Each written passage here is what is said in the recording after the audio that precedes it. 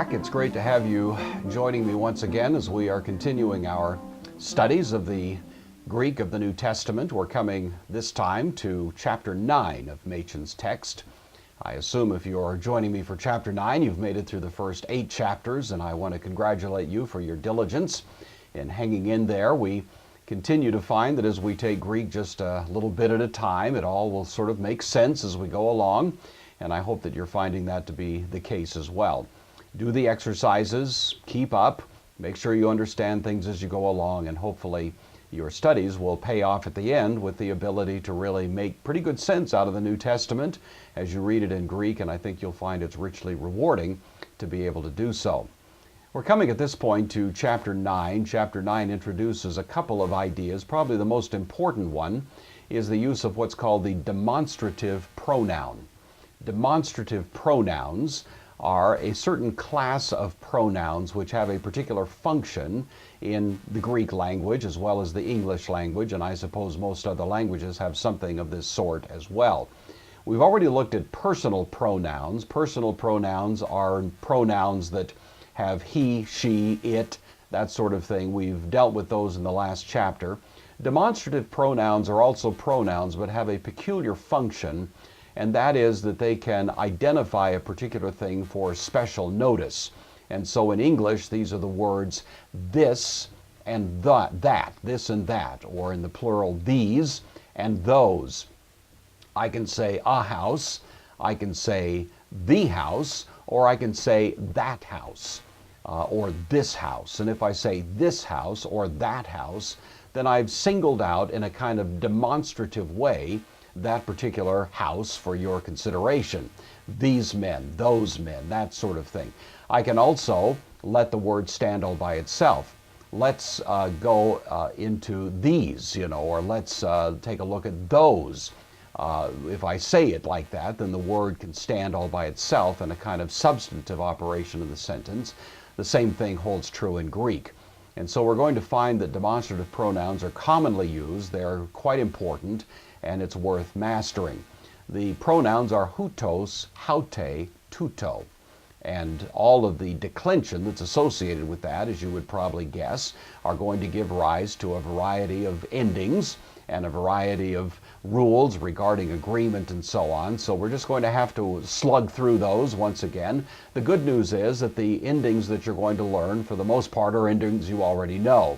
So if you've mastered the endings up to this point, you won't find that this is overly overwhelming to come and find then a new set of words with their own sets of endings, because these are familiar to you.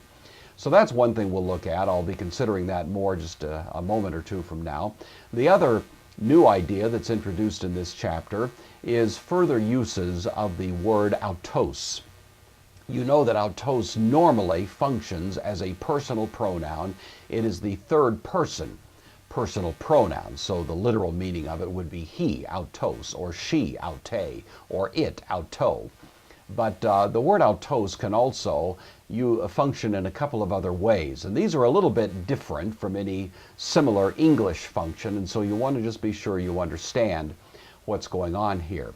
Autos can also function in what's called the intensive use. The intensive use simply means that you put the autos into the sentence and you put it in the grammatical setting so that in a sense it mirrors whatever is the word with which it's associated.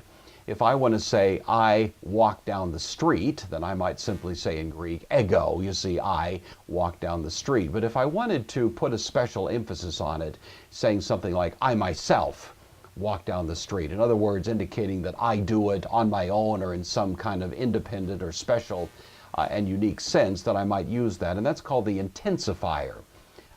The use of the word autos has that effect in Greek. So if I say ego autos and then walk down the street, you see, if I use that kind of expression, you notice that ego already was the word I. Autos would normally mean he, but because it agrees with the subject of the sentence, it's masculine, nominative, singular, then it's not going to mean he, it's going to actually function as the intensifier of the word that it's associated with. I might, on the other hand, say I walk down the street itself. Now, we don't know the word for street in Greek, so I'm not going to trouble you with that, but maybe I should say, I see a man himself. Let's go that. Blepo anthropon. If I want to say I see a man, blepo anthropon, then that's the word. But if I want to say I see a man himself, then I would say blepo anthropon auton. And you see the auton agrees with anthropon in gender, number, and case, and it simply intensifies that anthropon. I see the man himself. I hope that makes sense. We'll see in the exercises how that works, and so I hope it'll be fairly straightforward for you. But just keep in mind the autos is going to agree in gender, number, and case with the word that it intensifies. When you're reading in the New Testament and you find that the word autos is being used in a normal sense, then you can just use it as a personal pronoun. But sometimes when it seems to be a little bit odd in its usage, then it's usually the intensifier that is being included there. The other rather distinct use of the word autos that we want to be aware of is really the same use, but in English we translate it differently, and that is where you want to say the same. If I say the same man, I'm of course indicating that we're talking about the same man who did something else, maybe an identical situation. But when we're talking about the same in Greek, again, the word autos is used. Now, it appears to be two different meanings. It really isn't. If I say the man, ho anthropos, then that's, plain enough. If I were to say to you, the himself man, it would be ho autos anthropon. The article immediately preceding the word autos, what's called the attributive position, gives rise to that kind of special use of the intensifier, the himself man, but we translate that the same man. So that's the idea. That's the way the Greeks understood it. Machen describes it as if it's really two different uses of the word autos, and in some ways it is, but nevertheless, you have to understand from the Greek point of view, it's the same word being used in the same way, but in a slightly different sense. So we could say the man himself, or we could say the himself man. And if I say the himself man, then I mean the same man.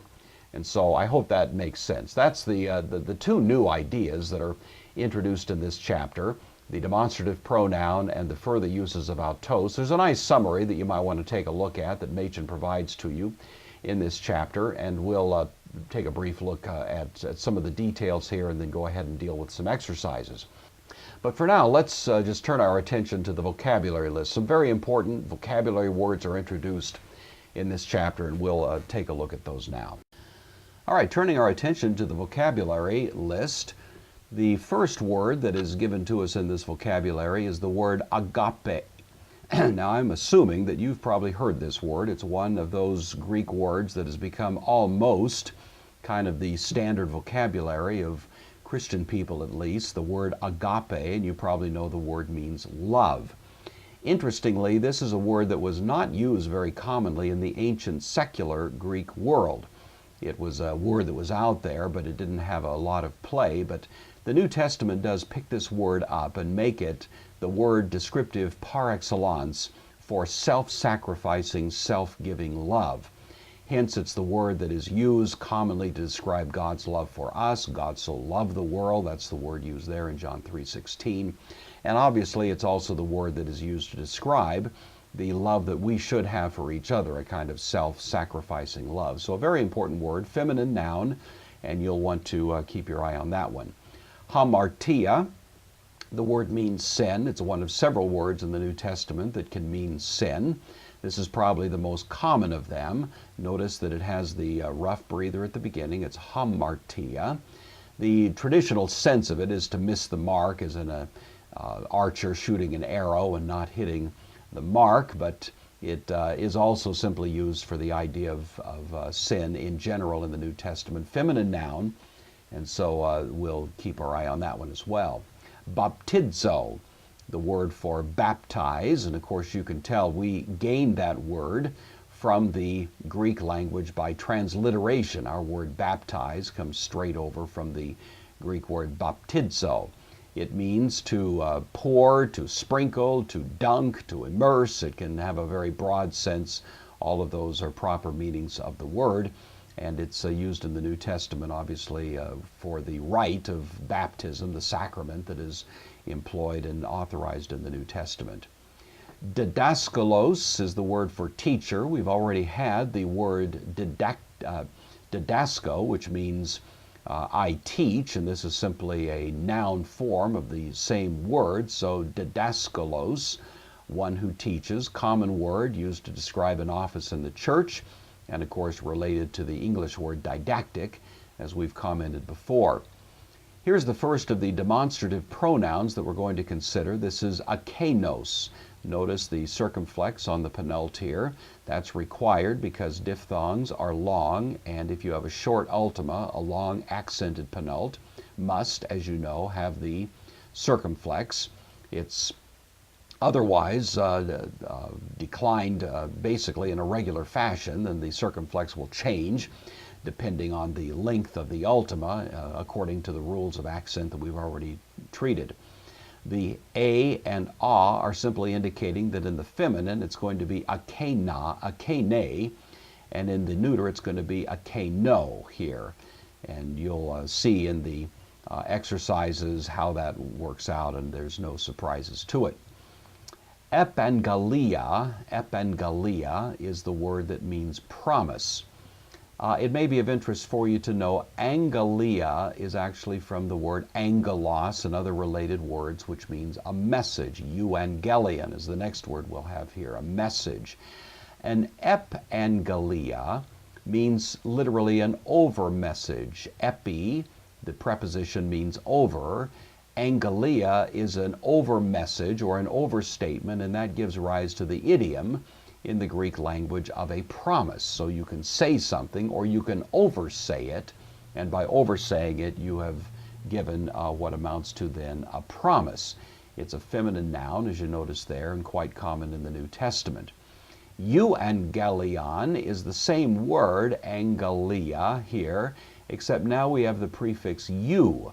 You know that the word eu is a prefix that we also have in English, and usually it suggests something of that's good or pleasant. Euphemism is a polite way to say something. Eulogy is a good word that we give at a funeral, and so on. You know these types of words. Euangelion means good message, literally. It's commonly translated gospel, the good news. It's a neuter noun, so we have the ta or to there that gives us that. Krino is the word I judge. We have a variety of words in English that have their roots there. To a crisis, for example, is a moment of judgment. To criticize is to more or less expose somebody to a judgment. Criteria are the means whereby we judge things. All of these have their roots in that Greek word krino, to judge. Nun is an adverb. You'll never see it in any form except that. That's kind of nice. It means now. It is used in sentences simply in the same way that we use the word now in the English language. Next we have hutos, haute, tuto. I mentioned this to you before. This is the demonstrative pronoun similar to akenos. Akenos means that. Hutos means this. He gives you all three forms because, of course, they vary slightly. So hutos would be the masculine singular nominative.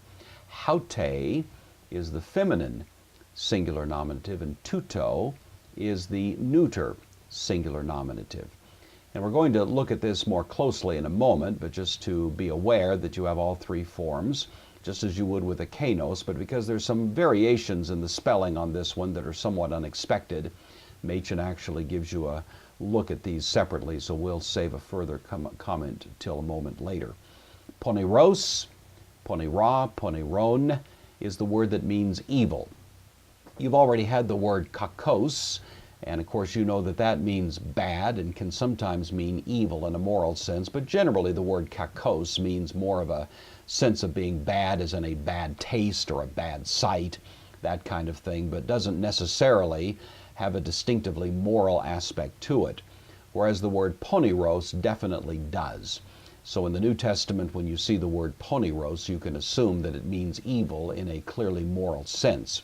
It is interesting that Jesus in the Sermon on the Mount, when he is indicating to us that God should deliver us from evil, as it's traditionally rendered, actually uses the masculine word there, poniros, and it should be rendered really, and many newer translations do put it, deliver us from the evil one.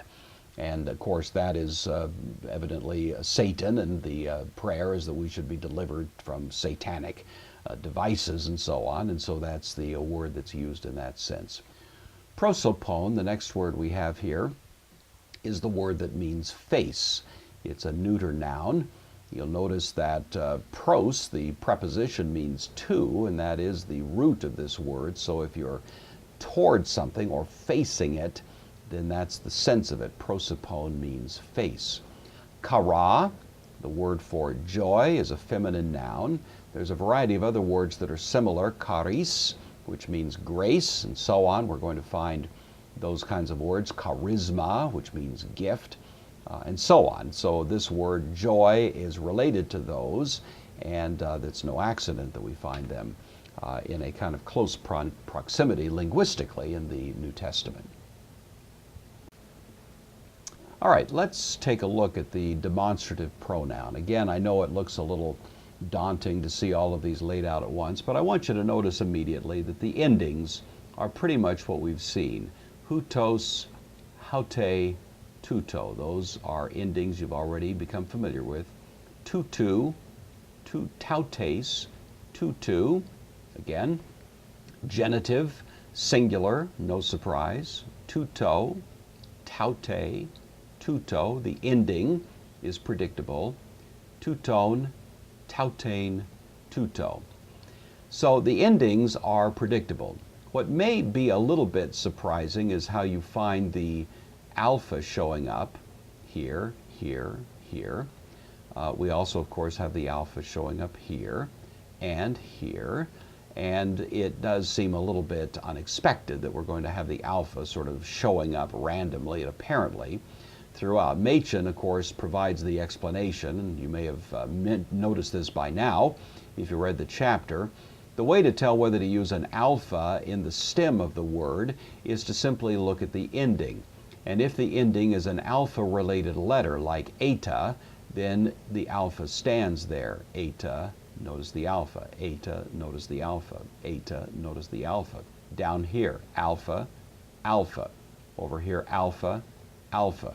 So if you have an alpha in the ultima, you're going to include an alpha in the stem of the word, here and here. You notice that? And so really predicting where the alpha is going to be used is simply a matter of looking at the ending, and the ending, of course, is driven by the regular endings that we've already seen in connection with the first and second declension. And so hopefully that will help you understand that, and I just wanted to point that out to you in case it slipped by you in reading the chapter. If you're going to use the demonstrative pronoun to demonstrate a noun, this man, that house, and so on, just keep in mind that the word needs to be in agreement with the noun with which it is associated in gender, number, and case. All right, let's take a look at page 53. I just want to discuss a little bit further the use of hutos and akenos as you find it here at paragraph 104. Machen points out that hutos and akenos are frequently used with nouns, and of course that would be the normal way we would expect them to be used, where they demonstrate a particular noun, this house, this boat, this car, this Greek student, you know. So that's the normal application of this word. The thing that is somewhat unexpected is that when you use the demonstrative pronoun with a noun, you're also going to include in it the article. You see that right there? So they are used with the article. So, for example, he gives the word here, this word, and that would be in Greek, hutos ho logos. Literally, this, the word, you see. We wouldn't translate it that way, but that's the way it is in Greek. You could also read it in this sense, ho logos hutos, the word, this one, that idea. You would not put the article in front of hutos. It would not be ho hutos logos. You wouldn't find that construction ordinarily in Greek, but it will show up in front of the noun. So that's something to keep in mind. The same principle applies with the kanos. So notice here we have a kanos ho logos, that word, or ho logos akanos, that, the word, that one. He gives another example. I see this church, blepo tautein tein ecclesian. I see this, the church, literally is the way that would read. These words, plural, demonstrative pronoun, hutoi, hoi, logoi, and so on. I think you can see how that works. He also makes the point that the words hutos and akanos can, of course, be used by themselves. So if you just find the word hutos standing all by itself in a sentence, then you can imply in, based on the gender, that this would be this man. Or, for example, if it were haute, it would be this woman. So you imply in the noun that is not otherwise mentioned. If it's tuto, the neuter demonstrative pronoun, it would be this thing. Hutoi, these men, haute, these women, and so on. So you can see how that works. Somewhat similarly to what we saw in the case of adjectives as well. We can talk about the good man, or we can simply talk about the good. It's a substantive use of the demonstrative pronoun. Machen then moves to this discussion of further uses of autos that we've talked about before. He said, as I was mentioning to you earlier, that it can have an intensive use with nouns. So, for example, if you find autos ho apostolos, notice that autos is masculine, singular, nominative, as is apostolos. That wouldn't make sense just reading it literally. It would be something like he, the apostle. But when you find it in a sentence like that, you need to realize that autos is actually intensifying apostolos. So it's going to be the apostle himself. You may also find it in this arrangement, ho apostolos autos, the apostle himself. Auto to doron, this, or the gift itself, that idea. If you find the article immediately before some word in the form of the word autos, as I was indicating to you earlier, it would be literally something like the himself apostle. Idiomatically, however, we translate that the same apostle. And so you can see that that's the way that that works out. Machen gives other examples of this in the next section here on page 54, where you can just follow these along as well. For example, here we have autos leges. Notice that the subject of leges would be you, or thou, as Machen puts it here, but the autos there in the nominative case is going to go along with the subject of that verb. So it's going to actually be rendered you yourself, or thou thyself sayest. Here we have autos going with the subject of a third person singular verb. So he himself says. You see how that works? The word autos is going to be used to intensify whatever the subject of the verb is in this case. And so if you see the word autos looking a little odd in a sentence, many times that's exactly the way it's expected to be used. And if you keep that in mind, it will simplify your studies of this particular part of the Greek language considerably. Machen gives a nice little chart here at paragraph 106 that you'll want to take a look at, in which he explains the various ways in which certain ideas can be expressed. The good word could be ho kalos logos, the good word, or ho logos ho kalos, the word, the good one. Whereas if you have the word is good, then that's going to be in the predicate position. Kalos ho logos, the word is good, or ho logos kalos. Notice the difference is simply in this arrangement, the article comes right before the adjective, whereas in the predicate position, the article does not come right before it. He explains this word, the demonstrative pronoun, hutos, hologos, or hologos, hutos, this word, that word is similar. The word itself now, autos, hologos, where autos is agreeing in gender, number, and case with the word that it's intensifying. Similarly, you can have it in this arrangement, hologos, autos, and the same word will be the result when you put the article immediately before some form of the word autos. He also gives us a little refresher on the various personal pronouns that's given to you down here, and I think you can work through those on your own. So, having taken a look at that, let's go ahead and turn our attention to the exercises that are on page 55. This is hutoi, hoi, didaskaloi, krinusen, auton, ton, apostolon. And we're going to try to translate that into English. I see right off the bat that I have here my demonstrative pronoun. I notice that it is a masculine, nominative, plural word, and when I notice in the sentence that it goes with a masculine, nominative, plural word, didaskaloi, then I know that it's going to be associated with that word. I also notice that the hoi shows up there as it ought to in Greek, but I'm not going to translate it because, of course, that doesn't make for good English. So it'll read, these teachers, literally these teachers, krinusen, I think to myself, crisis, judge, okay, these teachers, judge, third person plural, these teachers judge. Now, if I saw that word all by itself, auton, then I would simply say they judge him. And that would be the end of the sentence, all well and good. But then I notice I have ton apostolon, and that doesn't make so much sense. These teachers judge him, the apostle. Not very good English, not very good Greek, to be honest. But in this case, of course, auton, I notice agrees with apostolon in gender, number, and case. And I remember that therefore that must be the intensive use of auton. These teachers judge the apostle himself. So you grab that. If the word auton had been right here, between ton and apostolon, it would be literally, these teachers judge the himself apostle, but I would translate that, these teachers judge the same apostle. So you see how that works? Auton either means the same or it is an intensifier, and in either case it's going to have that special use when we find it in the New Testament. Next sentence, hoda autos, didaskalos eke, tein autein karan, in te kardia autou.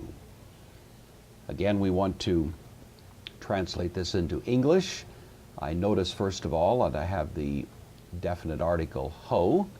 I also notice that I have didaskalos, so I know that at least that much of it means the teacher. This is a little confusing unless I think about it. Ho autos didaskalos doesn't make a lot of sense until I remember, oh yeah, that's the intensive use of autos. I know when it is in the attributive position, ho autos didaskalos, it means the himself teacher, but we render it the same teacher. The postpositive da does not interrupt the thought, so it's and or but, the same teacher. Eke, third person singular, has. Tein autein, again, it's the intensive use, but it means the same because it immediately follows the article, has the same joy, karan, in te, in takes the dative, kardia, this is the word for heart in the dative case, in the heart, autou, of him. This is the normal use of the personal pronoun autou. So in this case, it means of him. If this had been aute in the dative, it would have been in the heart itself. You see the difference? But here, because it's the genitive, singular, masculine, it simply means of him. So the same teacher has the same joy in his heart. All right, our third exercise, translating from Greek to English, nun lambano autos to auto euangelion apo tu kyriou mu. First introduction of this word, we've seen it before. Of course, in the vocabulary, nun is an adverb. You'll only find it in that form. So now, lambano, from our first vocabulary list, I take or I receive. I take. Now, autos I'm not so sure what to do with that, am I? I notice it's masculine, nominative, singular, so I say to myself, what is masculine, nominative, singular in this sentence? And then it occurs to me it's the word I. I take. This word is going to agree with I, and so I'm going to render it, I myself take. Get that? Then to, auto, it's the attributive position, so it's going to be the same. Euangelion, gospel, neuter, so we have neuter here, neuter here. I myself take the same gospel from, apo takes the genitive, to Kyriou, from the Lord. And then remember the personal pronoun mu is enclitic, and so when you have an acute on the penult, then no further accent is required, and it's simply to Kyriou mu. Now I myself take the same gospel from my Lord. All right, I hope that gets you going on the Greek to English. Let's drop down to the English to Greek and do the first 2 or 3 of these, and we'll see how these are applied as well. So the first sentence there in Machen, these churches know the Lord Himself. These churches know the Lord Himself. Well, I start with the word churches, and I notice that it's in the nominative, so I'm just going to have the word ecclesiae, churches. These churches, of course, has to agree, so I'm going to have these, hautai. I know that I have an alpha here because I have an alpha here, remember that. The last is short, a long accented penult must have the circumflex, and so I know it's hautai, ecclesiae, but then I also remember that the demonstrative pronoun requires the use of the definite article. So literally, these the churches, but we'll translate, of course, these churches. Genoskusen, from our first vocabulary list, third person, plural, these churches know the Lord, ton, kurion, the Lord. How do I say Himself? I use auton, and I make sure that it agrees in gender, number, and case with the word it intensifies. So these churches know the Lord Himself, ton kurion auton. Does that make sense? That's the idea. The intensifying use of auton must agree in gender, number, and case with the word that it intensifies, along with our use of the demonstrative pronoun, and that's all of the action in that exercise.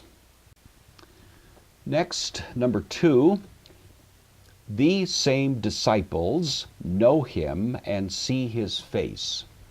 These same disciples, so mathetai, masculine noun, first declension, so it's going to be a masculine article. The disciples, we have the intensifier, the same, but notice that this has to be masculine because, of course, it is a masculine noun.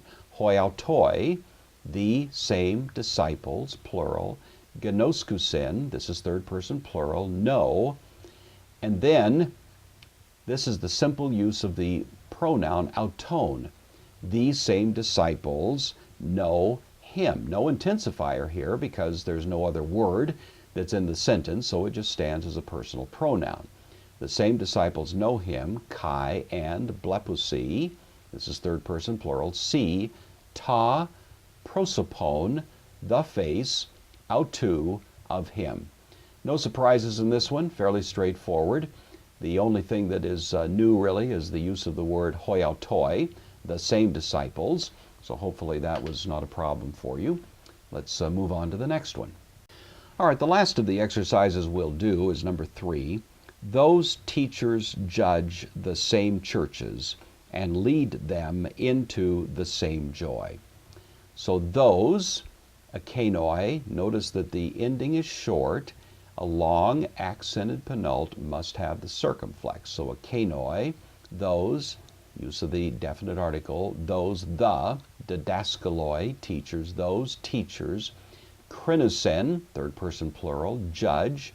Then notice we're judging churches, it's feminine, so it's tas, autos, intensive use, but it's after an article, so it means the same, ekklesios, churches, and kai, agusen, lead, third person plural, autos, here it's not intensive because there's no other noun associated with it, so it's simply lead them, but it needs to be feminine because it's going with churches. Lead them, the churches. Ace, preposition, takes the accusative. Tain, into the, outtain, the same. Charan, joy. This is feminine because this is feminine.